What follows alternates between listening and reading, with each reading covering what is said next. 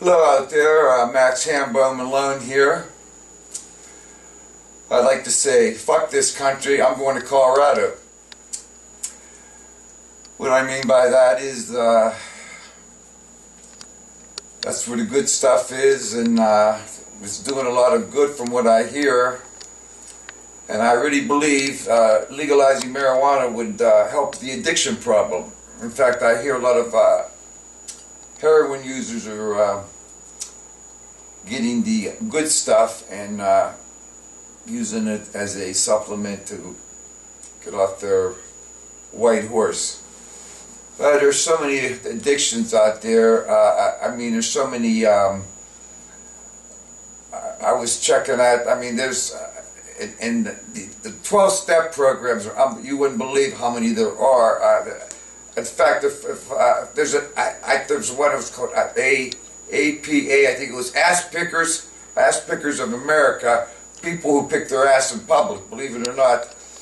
In fact, I even think they're unionized. I have multiple addictions. I've been cursed with that. I had a severe gambling problem and got myself in. Got my both tits in the ringer on this one, and owed well over $5,000, and sort of conned the guy, said I was getting a settlement, and I was getting threats, and he was sending, this guy was definitely, I heard he had a hitman. I mean, I was hearing, the guy looked like something out of, looked like James Gandolfini in one of his fucking violent roles, with a mustache and a beard. So he threatened me with bikers, he starts threatening my girlfriend, so I figured it was time to confront him, and I was doing some fighting at the time in the ring and everything, and he knew about it, so he knew I was kind of, you know, I could handle, but he wasn't sure, and he threatened me with this, and I said, hey, I got a gun, and you got a gun, I got friends, and then he says, you know, he's trying to play the bully, and I kind of turned it around a little bit, and this was a considerable amount of money, and then I told him, I said, TJ, I got to be brutally honest with you, I just got out of a nut house. And he said to me, abruptly, he's paused a while, he says, I guess I'm nuts for taking your bet. And that ended that part of it. And I had this thing about Viagra that in the Seattle, so he's got these international ladies on with accents advertising it. It's the #1 drug, Cialis, and Viagra that people are taking today, which shocks me.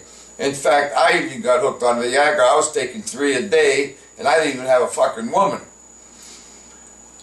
I was just preparing just in case I did get lucky. But that's how sick I am. You talk about addictions.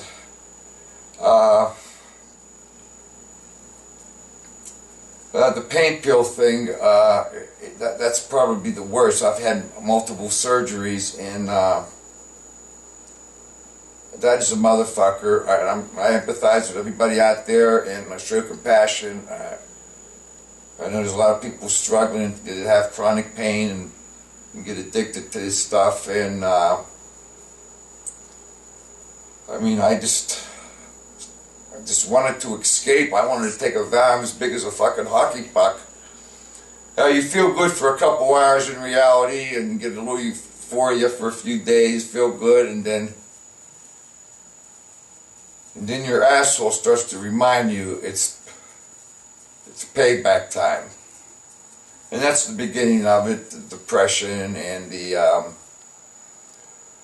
isolation, the stomach aches, the diarrhea, the cramps, you can't eat, you look like shit, you don't want to take care of yourself, and that's the good fucking news.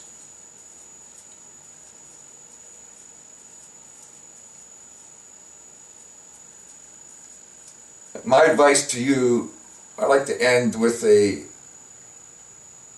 bit of wisdom. excuse me to change the subject, but I'd like to do a little thing on sociopaths. I'm doing like a study on them, and I've met a lot in my life. I discovered people where I was acquaintances where it turned into one, you know. I don't know, to give you an example what a sociopath is, the type of person would kick your dog and go home and cry about it and say, what that dog did to me. So my final words to you tonight out there, don't socialize with a fucking sociopath. Thank you very much.